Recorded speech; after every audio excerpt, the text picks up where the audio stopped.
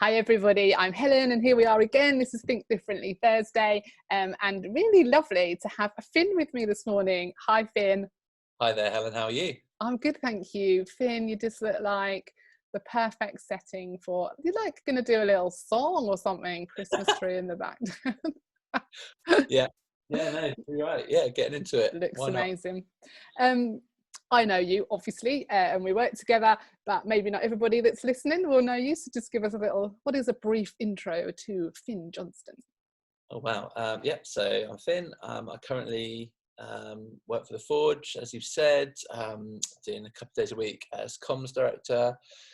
The rest of the time I primarily kind of work for other churches in a kind of digital capacity again, kind of offering digital insights and communication strategy and stuff like that, but also kind of practical help with like web design, graphic design, those sorts of things. So yeah, that's kind of what I do.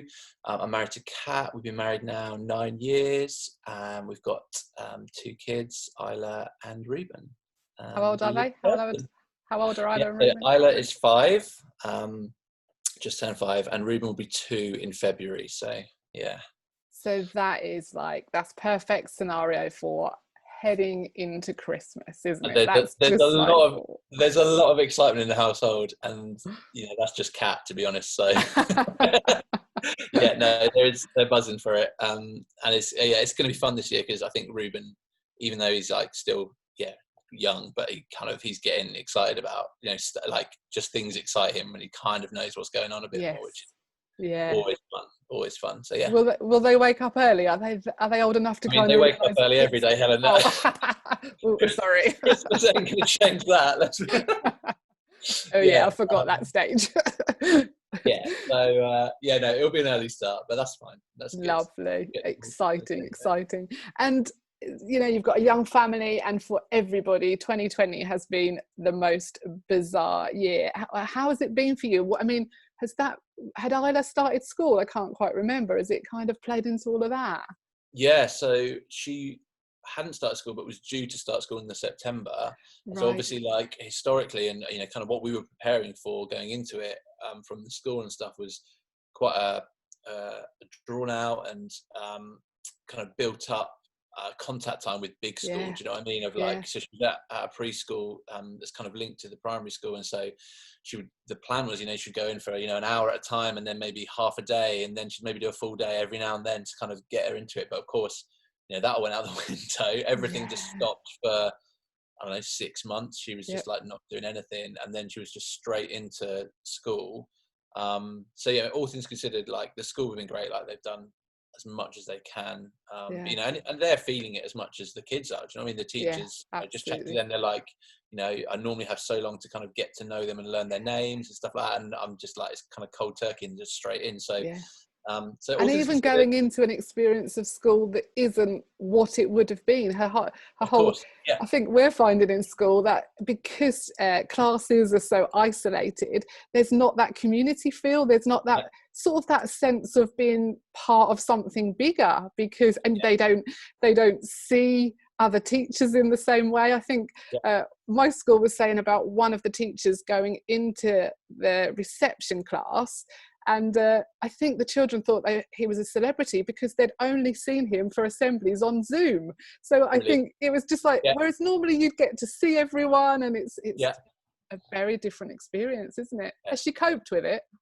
Yeah, she's again, like, I think it's probably easier for the kids than it is the teachers, because like for them it's all they've known. Do you know what I mean? Like she's never experienced school, so like having to go regular hand washing and using hand sanitizers and that's school to her, because that's all she's known. And she's just loved it.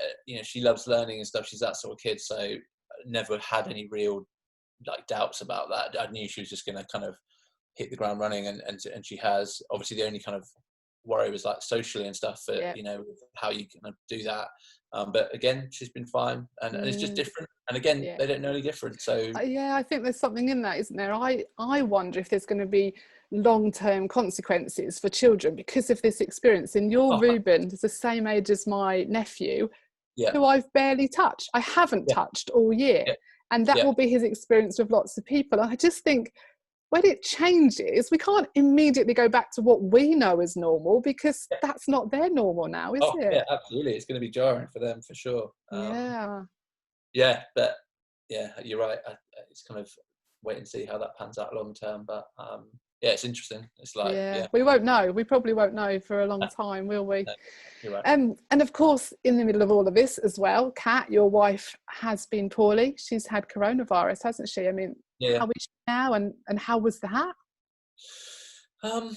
Yeah, I mean, she's fine now. Absolutely, kind of, fine. No kind of long-lasting repercussions, which is great. And obviously, you hear a lot about it. In we haven't. It's kind of been all over. You can't really get away from it, and so. And also kind of you're presented a lot the kind of worst case scenario, of course, because that's what writes headlines and kind of sells news stories. But all things considered, like, she was really lucky. Like, she basically had no symptoms. So she lost sense of taste and smell, which is obviously frustrating, but not a real issue. And she just felt like a bit run down. But no more than that. I think actually, to be very honest about it, like, the hardest thing was, like, it had already been, we'd already had, it was relatively recently, so we'd had, I don't know, 6 months of, we all have, of being kind of a bit isolated from life, you know what I mean, and feeling a bit disconnected from people. And I think, like most people, we were at a point where we're just like, just done with it, really, just kind of bored more than anything else, but also just like, it's just like, just done with it, really. And I think that additional, then having to 2 weeks of quarantine, like, so even during like lockdown at its peak, you could still go out for like one daily exercise and stuff like that. Like, so even having that kind of, taken away, as it were, and we don't live in the biggest house, like, great to have our own space, but, and our garden isn't huge. So for kids to be kind of locked in that house with kids who just want to run around and have fun and do all, and they don't get it, of course they don't. And so when you're telling them, like, no, you can't go out and do anything, like, we've just got another day of sitting in, sort of thing. And I was trying to carry on with work at the same time. It wasn't like life stopped and we could just be like, let's just hang out for a couple of weeks. It's like you're trying to keep things going and keep a sense of normality, I guess, to it. So I think like that kind of mentally was the most like draining part. Do you know what I mean? It was just like, it's just like, very isolated in in a very literal sense. And it's just hard. It's just hard when, kids are 24/7 all the time. And I get that, but it was just kind of another level of that reality of, lucky to have kind of grandparents nearby. And so, like, obviously kind of pre-COVID, particularly, like, just been great to have like the support of family and stuff. And obviously that all just goes out the window. You don't have there's no one to call on or do anything with. It's just like, got to crack on, kind of just the four of you in the four walls, as it were. And so, and it's just unprecedented, isn't it? They're not scenarios that we've ever existed in before. We've never had that, have we? That actually, you can't go out. Just weird, really weird. Very, very bizarre. But but all things considered, like, really, I'm really glad that she's better. That's fab. And I can't talk to you about Kat without referring to, I do think you two have like the sweetest, cutest love story ever, because you've always known each other, haven't you? Tell us. Yeah, that's true. I think, I don't know, I think maybe with this, like, people will say this about kind of our relationship, and it's lovely, it's true, but I do think there's a little bit of like grass is greener to it, just because, like, it has huge positives, of course, and but it also has like negatives and things that kind of, it's not always idyllic, do you know what I mean, in that regard. And so, but I don't think anyone kind of thinks that, but so grew up together. Kat kind of lived, I don't know, 10 doors down or something, just around the corner from us. So your family's friends? Yeah, so our mums were like best mates, basically, kind of growing up. And our Kat's brother and my youngest brother are like pretty much the same age, and so they were like best mates as well. They were on the same football team. They kind of did everything together, all the clubs and stuff. So that's kind of how our families kind of really kind of became kind of fused together, I guess, as it were. And so, and again, like, even that is great in some ways. So I never had the awkward like meet the parents stage of being a boyfriend, and kind of because I knew them, and kind of Kat's parents were already pretty much like my family as much as my parents were. Do you know what I mean? But then also you get like when we first got together, all of our parents were like, no, this can't happen, because you're a bit like cousins, like, or brothers and sisters, or they were just like, at some point this is gonna not pan out. You're gonna split up eventually. We were still, quite young. Well, we were like 15 and 13 or something. Were you? And so and you know what I mean, now as a parent, and in thinking, trying to put myself in their shoes, like I totally get it. I'm like, they were like, we are like close and like really good friends, and basically you're going to come along and ruin this because of this. But obviously it panned out fine in the end. So so no complaint. But wow. I mean, definitely, like growing up together and stuff, like there's so many positives to it, and like our childhood was so like interwoven, and so our reference points and our so all your shared experiences, because often in meeting someone, that's quite a big part of your getting to know each other, isn't it? Like meeting families, but also just like talking about what growing up has been, and you knew it all. Yeah, absolutely. And so they're a massitive, I mean, there's so much about it that I definitely just take for granted and just kind of assume every relationship's like that, which of course not. So and just like such like real shared values. And I think maybe that's less about growing up together, more about who we are, but it definitely has its positives, and there's kind of no denying it. So it's cute. I do think it's cute. So you've referred a little bit to your wider families. So presumably you're a local person. You're from Suffolk, and that's where you'd kind of grown up, and you've got wider family. Are they still around? Yep. So I was actually born in Scotland. Lived there until I think it was about like 5 or 6. Then family moved down here. Mum's from kind of around this area. Dad's from Scotland. So kind of moves his family down here, and so been here ever since. Really kind of went away to uni and stuff, kind of ended up coming back here, and really kind of Suffolk's all we've really known, and so just family around, lots of family still in Scotland, right. And you referred to like shared values, so was it a Christian family that you've grown up in? Pretty much for most of my, I mean, I can remember my mum becoming a Christian, as it were, and then my dad sort of shortly after, but they're very, very distant, kind of hate, like I must have been very young. Again, must have been kind of, I don't know, I'd guess around kind of 8, 9 sort of age. Right.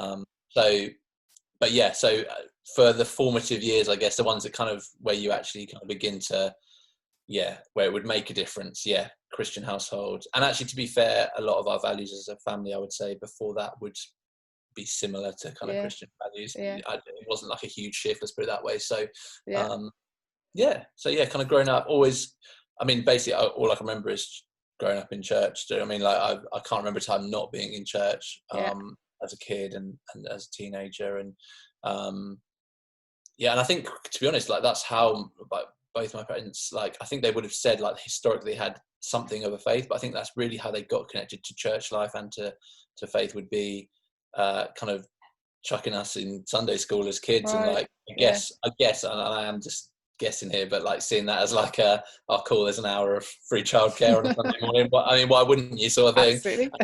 But then kind of getting connected in and just kind of really loving that community, and ultimately just kind of loving that kind of relationship with Jesus. So and definitely don't take that for granted, and definitely appreciative for that, because I think it's like, it's instilled so much good stuff within me, and kind of, I think, really given a strong foundation for life, really. So do you remember the point at which you kind of chose that for yourself as well? It must have been a point where you had to decide whether you wanted to embrace that faith for yourself. Do you remember that as a defining moment, or was that a gradual thing for you? A bit of both, to be perfectly honest. So I think I love it when people have a story and they're like, oh, on this day at this time, it's like night and day, and I wouldn't say I have that, but I definitely have key moments that I remember along the way where kind of first made a decision, and then a year later probably made a bit more of an informed decision, and so on and so forth. So I can remember first time there was like a kids club that we, again, all of us went to growing up at the church. I remember just one evening, one of the guys leading it just kind of gave an opportunity for us to like probably something along the lines of invite Jesus into our heart. And so I can remember that as like a defining moment, kind of sat cross-legged on that church floor. But then I can also remember youth camps and times away at Sizewell would obviously be kind of, for a lot of Christians in Suffolk, Sizewell is just like such a key place in kind of most people's journey, and I would definitely kind of agree with that. And I can just remember, again, moments of just being like, I think like often with faith we do see it as kind of a night and day thing, and it's probably not always that. It's a kind of a growth and a development thing, and that, you know, the commitment I made at, I don't know, let's say 10, it's a different commitment you're making when you're 12 or 15 or 18 or, do you know what I'm saying? Like, because you've come to understand a bit more about what that really means and what kind of life really looks like. So I don't have a night and day lightning bolt moment at all, but I definitely have key moments along the way where it's like, oh yeah, this makes sense, and it's something that I want to kind of be more committed to, or to kind of invest time in. So definitely have those. That's an interesting point, isn't it? Because I think sometimes people would say that you could be too young to become a Christian, but I think you can do it, like you're saying. You can grow into it in different stages, and if you've made that decision young, you've made it in a simple way, and it's about what you build on, isn't it, in the future? 100%. That's interesting, hearing your like faith journey. What has your work journey been? I know, like, is it the last 5 years you've worked for the Forge? But what were you doing before that? What was employment for you prior to that? So I went to uni, did graphic design at uni, came out of uni and did a bit of freelancing here and there, and some friends of mine that I'd kind of grown up going to school with, one of my best mates was one of the founders. They set up a web design agency in Bury St Edmunds, basically whilst I was at uni. So whilst I was freelancing, they kind of had some opportunities to do a bit of work here and there, and so I just started working for them. I'm so sorry, that's my home phone. Can you hear that? it makes that dreadful noise. I'm so sorry. Keep talking, Finn. Keep talking. Ring. You've got a nice. Okay, cool. And so I started working, you know, the odd few hours here and there, and basically like never left. Just kind of came in as like their first employee at that stage eventually, and then kind of worked my way up, and to the point it was like there was the two founders, and then it was kind of me as like the three kind of partners of the business, and I was studio manager, and we had like a team of 10 or might be 11 even at its largest, and so I was kind of managing other designers and stuff like that, and so it was like, it was hard work, but it was a lot of fun, and I learned a lot very quickly, less technically and more about, you know, all the stuff that they can't really teach you in uni about, like client relations and, you know, keeping people happy, and like email practices and protocols and stuff like that. Do you know what I mean? It's just like that sort of thing is, I think, always the thing that kind of came hardest. So loved that. It was a great experience. Felt like I learned a lot. And then so I was there for about 5 or 6 years, and then we'd started attending the Forge in that time, Kat and I, and we were looking to move kind of more Bury way, and Thurston for us was like the ideal location, because we'd lived in Bury when we first got married. We didn't really want to be central Bury again, but because we wanted to kind of be able to go for walks, and we were like, oh, should we get a dog? And so we were like, dog walking and stuff like that was kind of on our horizon, I think. So we were quite keen to be in a village and have that kind of space around, but also be like Bury just down the road would be ideal, because we were both working there at the time. And so obviously the Forge were thinking of going multi-site, and so we had like conversations with Steve and Duncan and some others, and we were just like chatting that all through, and we'd done some stuff with the Forge, like leadership wise, at the church we were part of at the time, and so and just loved like what the Forge did, their clarity of vision and stuff like that. And so at the time the Forge were down to like 3 locations, and were undecided which of them would be the first location. And so for us it was kind of like I guess a bit of a Gideon laying out his fleece. I hope I've got that right. Moment where we were like, basically, if the Forge decides that Thurston's their location, like, we're going to make that our church, because that's probably where we're going to be, and we'd love to be in a part of that church in the place where we live. So, and I guess the rest is history in that regard. So, Thurston was like where they decided to go to. So we joined the launch team of that, kind of meeting on Wednesday evenings, and it was just so exciting to be part of that. We knew like 2 people in a room of like 20 people, like didn't know anyone when we first walked in. I definitely remember that first night of walking in at it was Chris Popple's house, and it's just like, hugely intimidating, of like this room of people that like were like knew what they were doing, and like some of them were like youth people, some of them were like kids people, some of them were like hospitality, and like we just walked in and we were just like, I don't know any of you, don't know what we're doing here really, but just kind of feel like we'd love to be part of it. But obviously everyone was so warm and welcoming, and it was just like great, and just really hit the ground running. And and so there was a Sizewell event where we kind of were all about Sizewell, and we just found out we were expecting Isla, and Steve cornered me at one point, and basically was like, oh, I'd love you to consider joining the Forge staff team, which I think my actual reaction was like, are you joking? I think those were actually the words that came out of my mouth. I was like, what? Well, that answers the question, because I was going to say, was it always, part of your plan to work for a church? No, absolutely not. I'd always since like young, like since we were like teenagers, we'd been involved in kind of church leadership on some level, and so we definitely felt like, I'd say according to church leadership is like 100%. I like had it like spoken over us by lots of different people, and lots of people that like wouldn't even necessarily know kind of our history or our story. So just felt like that was a real clear indication of like that's where we're heading, but absolutely not even anywhere near on our radar, particularly at that time. I think we always saw it as like, oh, one day when we kind of know what we're talking about and know what we're doing, like, well, maybe consider that sort of thing. So so again, just some great conversations there with Steve and others of just like what that could look like, and just conversations with Steve of like, possibly like one day location leader kind of roles and stuff. But he was like, I'd really love you to come in at the staff level, get a feel for who we are as a church, kind of work out if that is really what you want or where you're called to. Think there's some great places you could help us. Kind of came in as comms director and music leader at the time.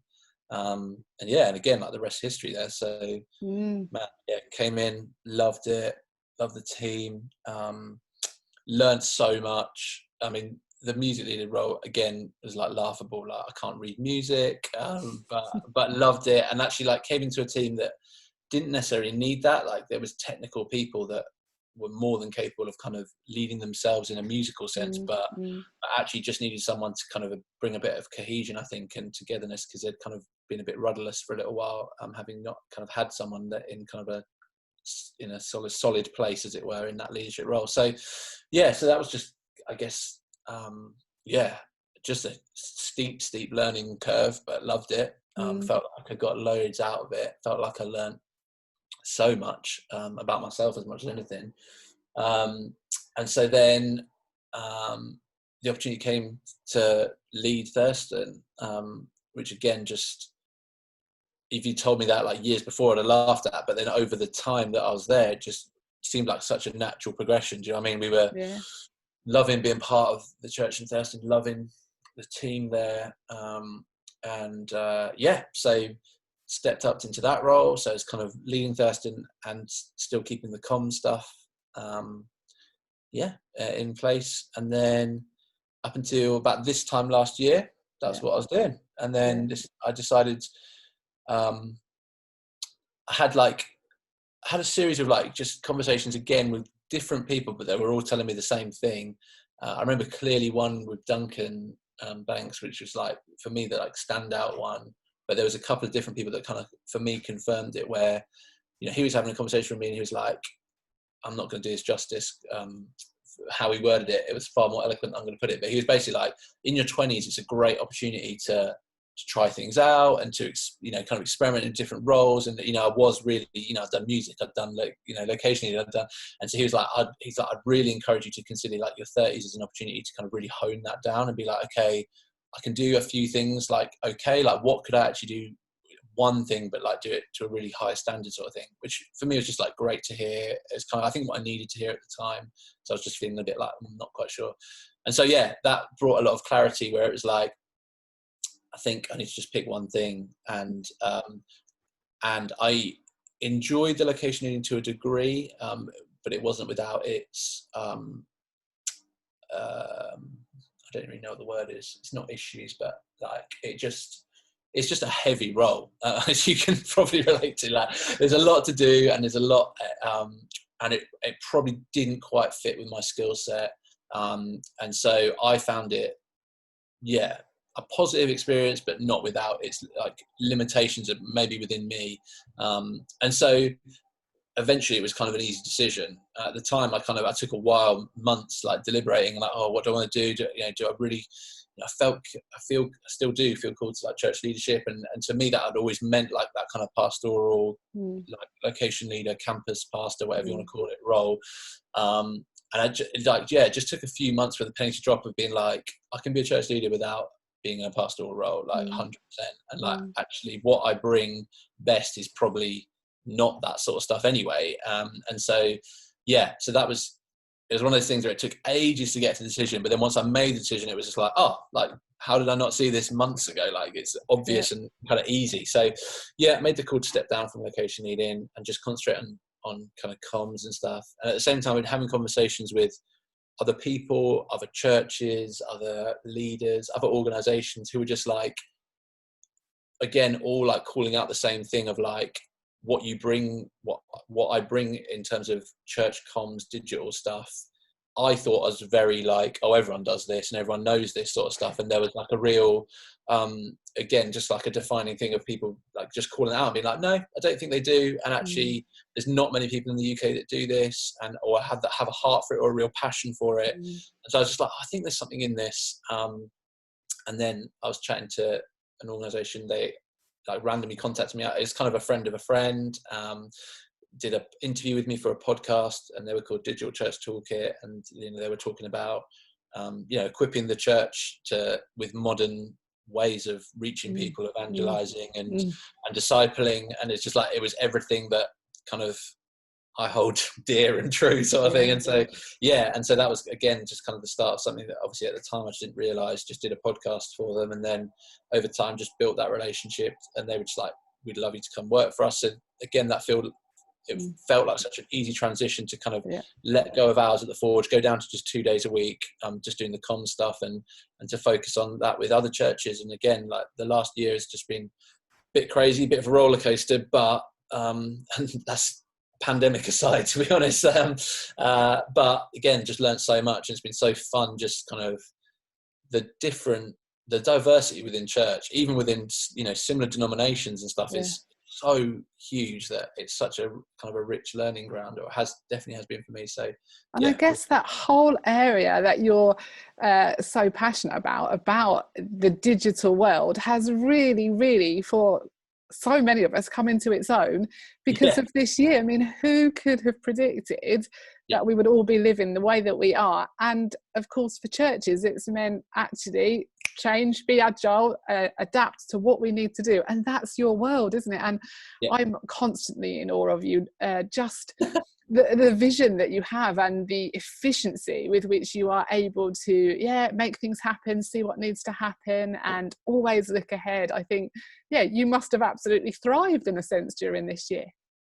It's been a really interesting one. I mean, we joke about it a lot within the Digital Church Toolkit team because, for them particularly, they'd been going about a year before I joined. So they've basically done like 2 years of business. And the way they talk about it, which I've kind of taken on, is like they spent the first year trying to convince churches to take digital seriously, of just like, this is a real thing and it can be used in a real way to reach people. And then the second year was churches saying to them, we know we need this. How do we do it? And so it literally, like overnight, like just flipped completely, and suddenly, all of a sudden, we were like, and again, I'll try and say this as with as much humility as I can, but like there was definite moments where I had to like grit my teeth, you know, talking to church leaders who I know had publicly been like, oh, if you're a church and you only stream on Facebook, like that's not real church. And then all of a sudden they were calling me and being like, how do we do church? How do you do that? It's like, okay, yep, cool. Let's kind of breathe in that grace and just be like, yeah, let's help you with that. And I think for us, when I think about like even our staff meeting yesterday or Monday, was it? And we just recounted, didn't we, that I think we have seen 20 people this year come to a decision to follow Jesus, to become Christians. Yeah. That is during this time where we could have at the beginning of this said, oh, we can't really do church. Yeah. But we've said we're doing it differently. And we've just got, I had a message yesterday from someone who was just saying about friends that had started watching online and the conversations she's now able to have with them. And I just think actually, what you guys do is made church accessible in a way that it just hasn't been accessible like this in my lifetime.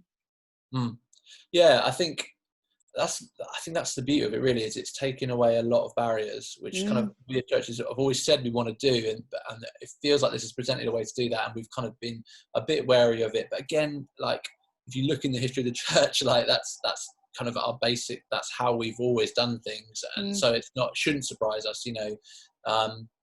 But you know, the church is at its best when it's been at the forefront of technology, and you know, the printing press took off because the church backed it. Do you know what I mean?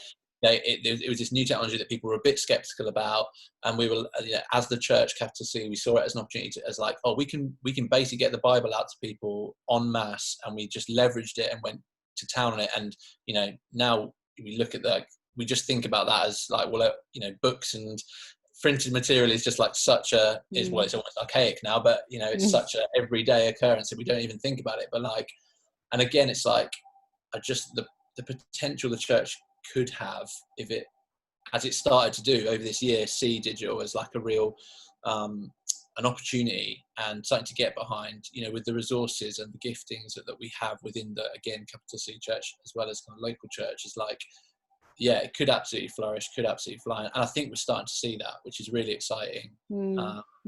Yeah, definitely. I think this is such an exciting time.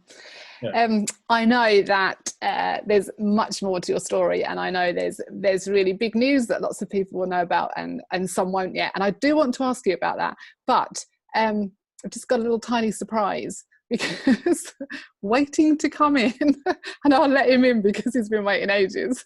What? He is. Oh, here he is.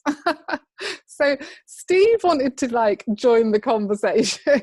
Yay! Hi, Steve. Surprise! Hello.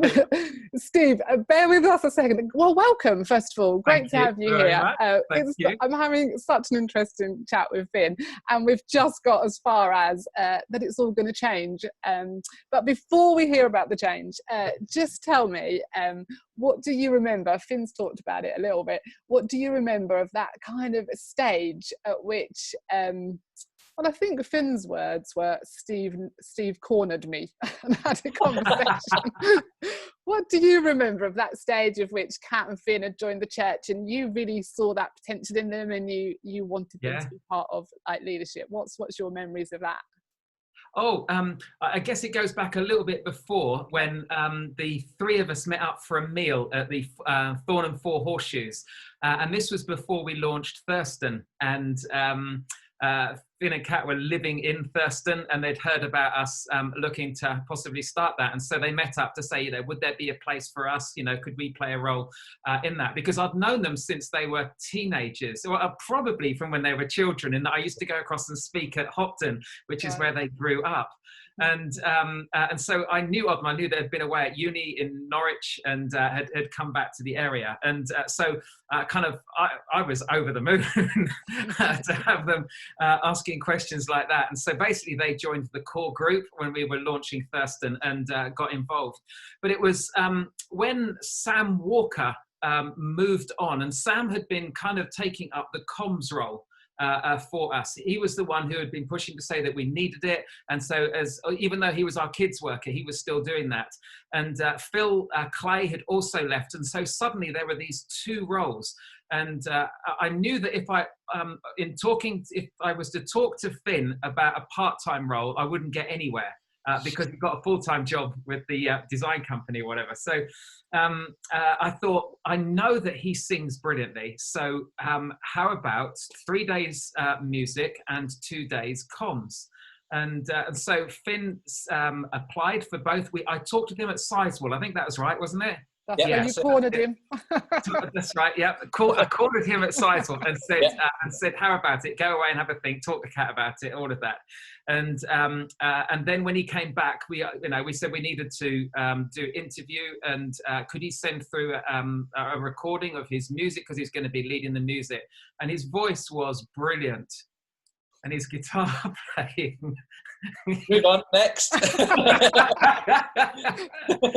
Yeah, he needed to do a bit more work on that. But anyway, it was the leadership that we were wanting, and you could definitely see leadership in Finn and in Kat, but in Finn. And so we took Finn on to then be leading the music team. And doing comms, but it was always with the view, because I knew of and recognized his leadership skills, that ultimately wanting him to become a location leader for us. And so when I launched, that's when Johnny moved from Thurston to and that then created the space for Finn to take over the leadership of the Thurston congregation. So that's my recollection of it. Is that similar to yours? Yes. Yeah, definitely. Yeah. And so we've you've both kind of talked about those various roles that Finn's had over these 5 years. And so, Steve, when you look back on those 5 years, what would you say has been the impact? What would you say has been the impact of all that Finn and Kat have done with us? Yeah, I think there are two kind of key areas. One, just skill basis. Is that the guitar skill? Yeah. All right. Moving on. And so, yeah, I mean, vocally, brilliant. Finn and Kat, in fact, have both got brilliant voices. And so to see, like at Christmas last year, when the two of them and Ben were leading, it was just fantastic. They're so natural on stage. They're natural behind the mic. And so musically, that was brilliant. I can't believe, really, that we've had Finn being able to kind of take us forward digitally. I mean, he teaches other churches how to do it. And there is us just benefiting from all of his experience and his wisdom and insight into how to develop us digitally. So, I mean, we are where we are, which is, to be honest, a long way forward from many other places because of this man. Absolutely brilliant. Kat, she is, again, she's another leader like Finn, and neither of them have to try. And I think that's a great sign of being a great leader. That if you're not trying to be a leader, you just are, and that people look to both of them for wisdom, guidance, but also for leadership. And so we will hugely miss that. I think what I've always been impressed with Finn is the clarity of thinking. There's often in meetings when he speaks and says something, or Finn, you speak and say something, and it's just bang on. It's just bang on, and so I've been a little bit jealous of him of being able to do that, because it is a real gift, but it's a brilliant gift within leadership. And so within all of our staff discussions, just everyone will have their say, and then everyone listens to Finn. I mean, it is a bit like that. So, I think he comes at that really humbly. I don't think we're talking about you like you're not here now, Finn. But he does. He's never annoying. Like, this is it. It's just so humble and so kind. Yeah, I know, that's definitely more annoying, isn't it? Don't you think? So annoying. He's still here, though. I know, that's right. So the impact, I think that they are both hugely respected and hugely loved. Yeah.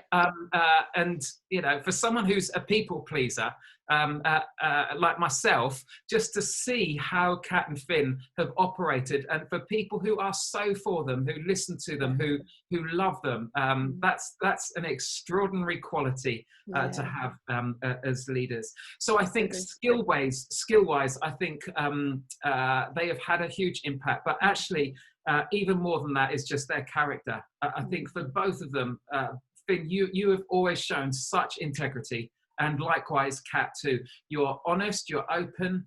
That when struggling, you speak up. When Kat has struggled, she's spoken up. She's spoken in public about the anxiety. That is so releasing for other people, because Kat looks as if she has it all together. And she is such a beautiful person. And then for people to discover that she lives with her own struggles, it's like, oh, thank goodness for that. And that's not thank goodness she's suffering. It's thank goodness that I can identify with someone who I look up to and who I would aspire to be like. So, I think their work ethic has been absolutely brilliant. I mean, Finn went from 5 days to 2 days just to do the comms role, which is never just 2 days. And we've probably got about 4 days out of him, instead of 2. And I think, don't you think so patient as well, Steve? Because there are some of us that aren't quite as like clued up technically, just some of us. And isn't he always so patient and so kind and so helpful? Yeah, that's right. Really, so and I think with some of the struggles that Kat has had, I think they have modelled marriage brilliantly.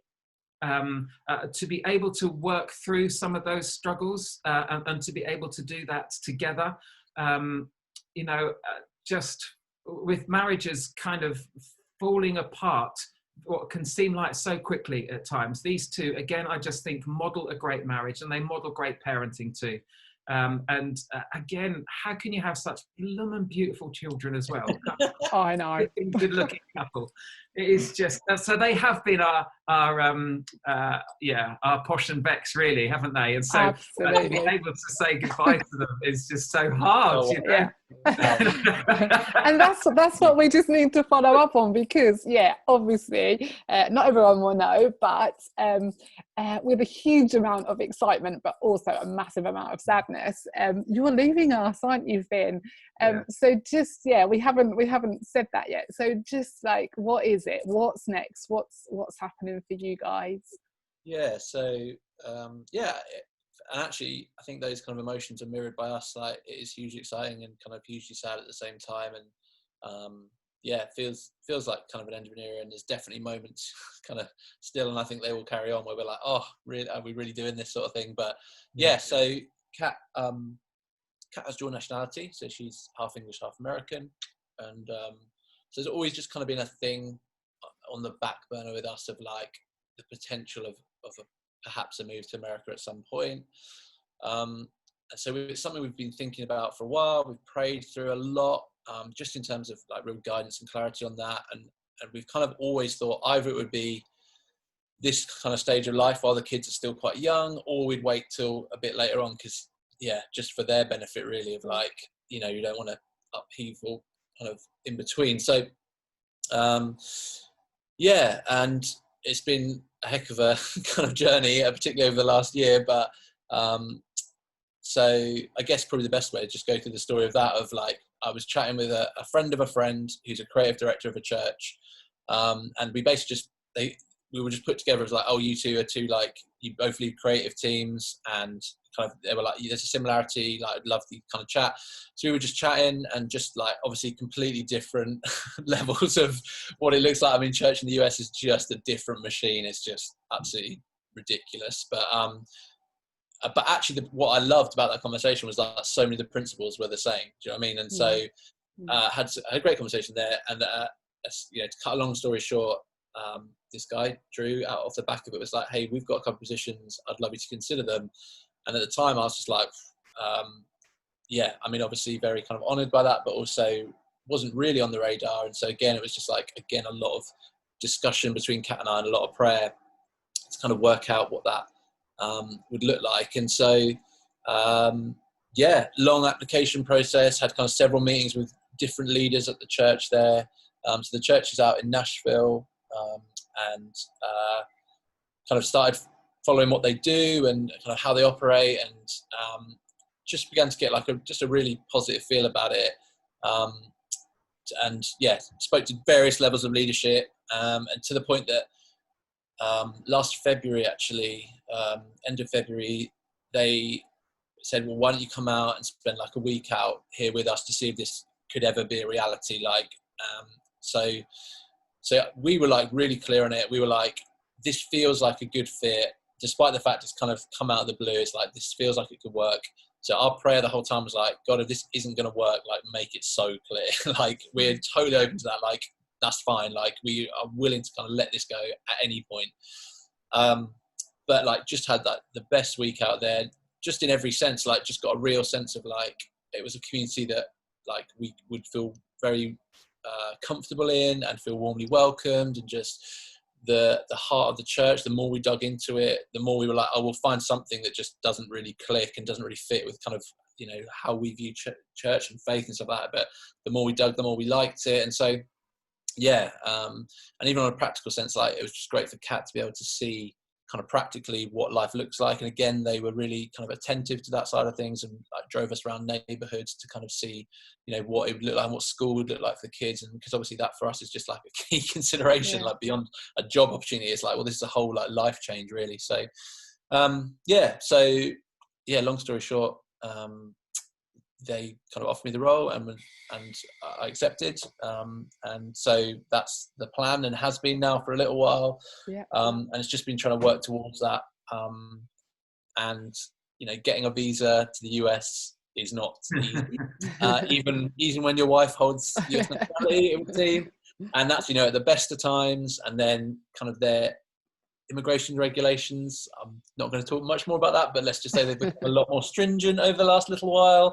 And then obviously a pandemic hit, and so a lot of the kind of buildings and stuff that would be processing this stuff just shut. And so it's been a heck of a roller coaster. It's definitely tested our patience. We're definitely weary and drained by it. There's no two ways about it, but at the moment kind of still on that track of trying to see that process through. And so that's so we are really excited for you, but we have this huge sense of loss as well, I think. And so you are going to finish work with the Forge at the end of the year. And where are you actually at with going to America? I mean, do you have any dates in mind? So no is the honest answer. So still needing some kind of a lot of stuff to come through. We're basically waiting on an interview at the US Embassy here in the UK in London. But there's quite a wait on that. So at the moment, no kind of firm dates, but the plan is that, again, as we've all learned over this last year, kind of teams are able to operate remotely, and kind of we as a staff team haven't really been in the same room really at all this year. So so that's still kind of a doable thing. So the plan is start of January, I'm going to start working for them remotely, and to kind of work that out as we go, with a view to be over there hopefully I hope Easter time, maybe early summer. I don't know. Still very up in the air. What's the name of the church? Crosspoint. Okay. And how many hours behind are they? 5 hours. 5 hours. Okay.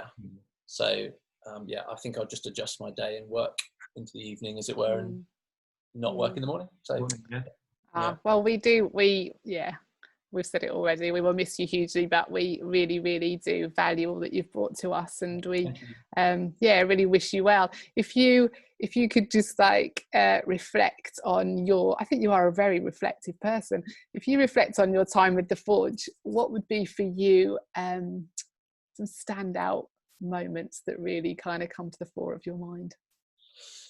Great question. You prepped me for this and everything, and I still haven't really pulled anything good together. But honestly, this is not a cop-out answer. There has been so many, and there's huge, I always think of the events, there's, I always, my mind's drawn to Christmas last year as just like, that was just a colossal undertaking from everyone involved, and so many people just coming together and just like to get it to what it was. I take almost zero credit for it, but it was just like so cool to be part of. Like it was, just moments like that. I mean, that first kind of Sizewell, I still look back on with such like hugely fond memories of not only being called by Steve and asked to join the staff team, but like just moments of that where we kind of started friendships that are still, and I hope will always remain, like really close friends. And so just like real personal moments like that, alongside work achievements of and it's weird in a church to think of that way, but like there's the reality of like people coming to faith and people finding hope and finding Jesus as like ultimately it's all about Jesus and it's all about what he's done, but as a team to work with other people and to create environments where that can happen, and to kind of see that hard work and that graft to just come to fruition is just like hugely exciting. And so there's definite moments where it's just like, I remember, I can't remember what month it was it September, October, we saw like, I don't, this is trouble, I'm not a details person, but we saw like, 20 baptisms in 1 month or something. It was just like, just moments like that. Just like, again, I don't think I'll ever like lose the feeling of that, of just like, there's something happening here where like Jesus is making a difference, and like just being part of that and partnering. That is just huge. Brilliant. I know that you will always have a place in our hearts. I know that just personally, I think you've just been the kindest person. I've really benefited from your kindness and your help, and I've learned so much from you. I'm hugely grateful. Just as we finish, Steve, if you were to put into words our team or the whole church really, if you were putting it into words, what you'd want to say to Finn as they head off to their new adventure, what do you want to say? I would probably, I think it would be, I think we have such pride in having played a small part in your journey. And so who knows whether you would have been heading off to America if you'd have stayed in your previous job. Probably the connections wouldn't have happened in the same way. And so I just think over these 5 years to have seen how you've grown, and I'm not saying that that's down to you, but we've still played a little part in that. And so so in a sense, to be seeing you moving onto different things, I was going to say onto better things, it's just different, isn't it? And it's bigger, but it's different. I live with a huge amount of pride, not in the wrong way, but I hear that. You should just be recognizing that we've played a part in your life, and we love that. Definitely. It's been really, really lovely to chat. Thank you for your time today, Finn. Thanks for joining us as well, Steve. We do. We really, really wish you well for the future, all of you. See you all, guys. See ya. Bye. Bye.